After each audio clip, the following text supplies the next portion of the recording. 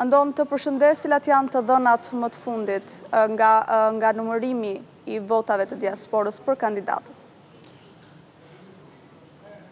Jemi në pritje të hapjes së 3 kutive të fundit të qarkut të Elbasanit për të numëruar dhe për t'i dhënë fund procesit të numërimit të votave të diasporës tu në Parkun Olimpik për të 9 ditë radhazi. Në qarkun e Elbasanit nuk ka surpriza, është Sajmira Sallami i votuar nga Partia Socialiste në qarkun e Elbasanit, pas ndjekin Aulona Bylukbashi dhe Sara Mile, dhe të tre do të jenë pjesë e parlamentit në mandatin e ardhshëm, dërsa nga Partia Demokratike mi votuar i Qani Xhafa, por për shkak të numrit të mandateve që Partia Demokratike mori në qarkun e Elbasanit, gara është thjesht statistikore. Ndërsa nga ana tjetër, në mesnat përfundoi edhe qarku i Vlorës, aty ku Vasil Llajo blindoi mandatin e 9 të Partisë Socialiste me 1000 vota diferencë nga Klevis Kaso.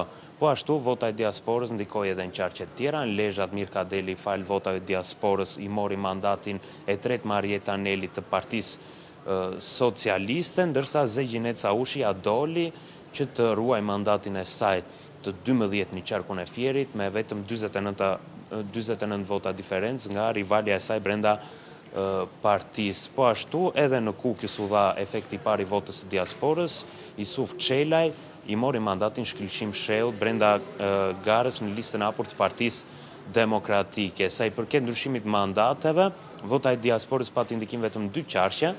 Në Vlorë, ku Partia Socialiste fal votave diasporës mori mandatin e 9, kurse në qarkun e Tiranës, Partia Mundësia siguroi mandatin e 2, duke i hequr mandatin e 14 Partisë Demokratike. Pra, rreth mesditës pritet që numërimi për votat e diasporës dhe tashmë për gjithë zgjedhjet e 11 majit të përfundoj sot dhe Parku Olimpik të kyçet.